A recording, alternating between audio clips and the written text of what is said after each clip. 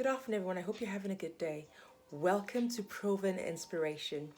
Today, our topic is Bayside Manners, and it's a play on words on the term bedside manners. Probably thinking Bayside manners, what on earth do you mean? I'm going to talk to you right now about that. I'm glad you asked. Okay, by Bayside manners, I mean the sort of attitude and the approach that you should have when it comes to dealing with your partner when they are upset. Okay, so for instance, they have a ticket and they come home and tell you about it. How should you behave? So I'll just paint you a scenario here. Let's say, for instance, you're a smoker. You shouldn't smoke, but you do.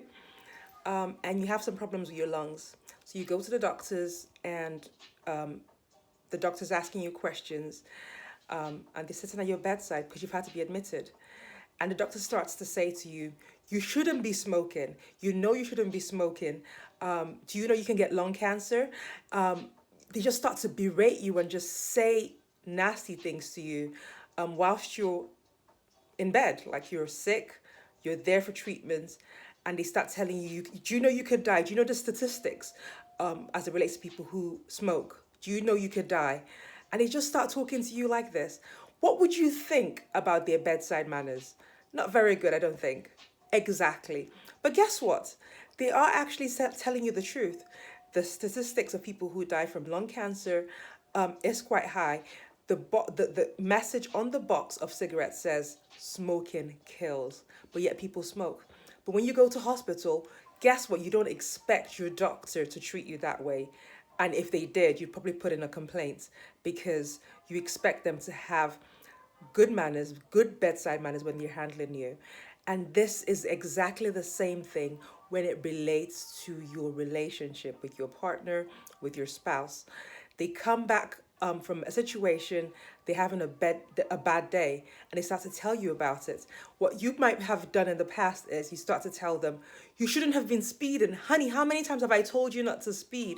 And you start to criticize them and tell them off. Or for instance, they go in late to an interview, and then you start to say to them, but honey, I told you to plan ahead. I told you there's going to be traffic. I told you to leave the house in time. Guess what? That's not what they need to hear right now. Just like you don't need, if you're a smoker, you're in hospital, you don't need to be hearing your doctor tell you about the statistics of people who die from lung cancer. Your partner in that moment does not need you to berate them. They don't need you to criticize them. They don't even need you to give them advice. What do they need from you? They need you to be their safe place. They need you to listen and to understand and to empathize.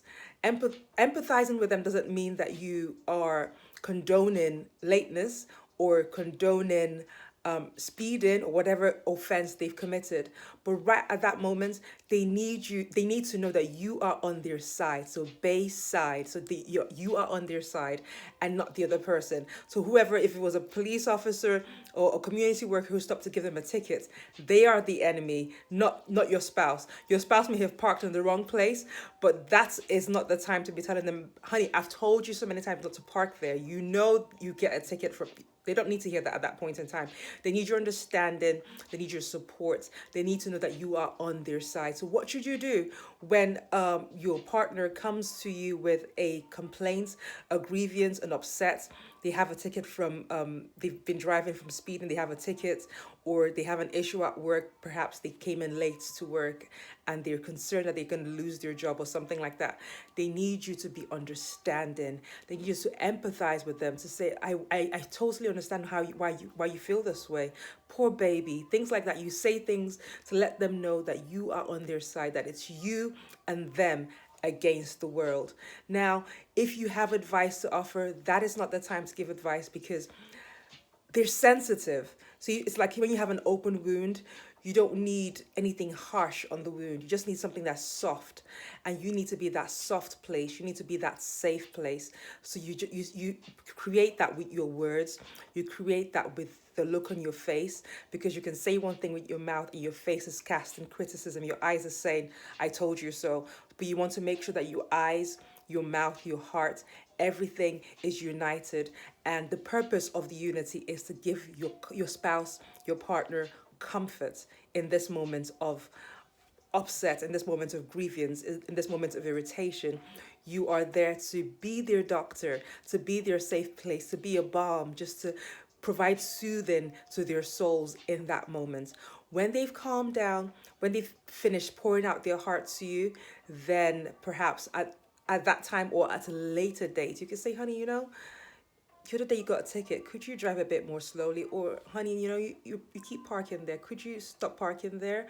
Or, honey, could you maybe get up a few minutes early to get into work? So it's about timing, okay? Too often, couples pick the wrong time to give advice. Too often, couples pick the wrong time to give criticism, because criticism in every relationship is essential.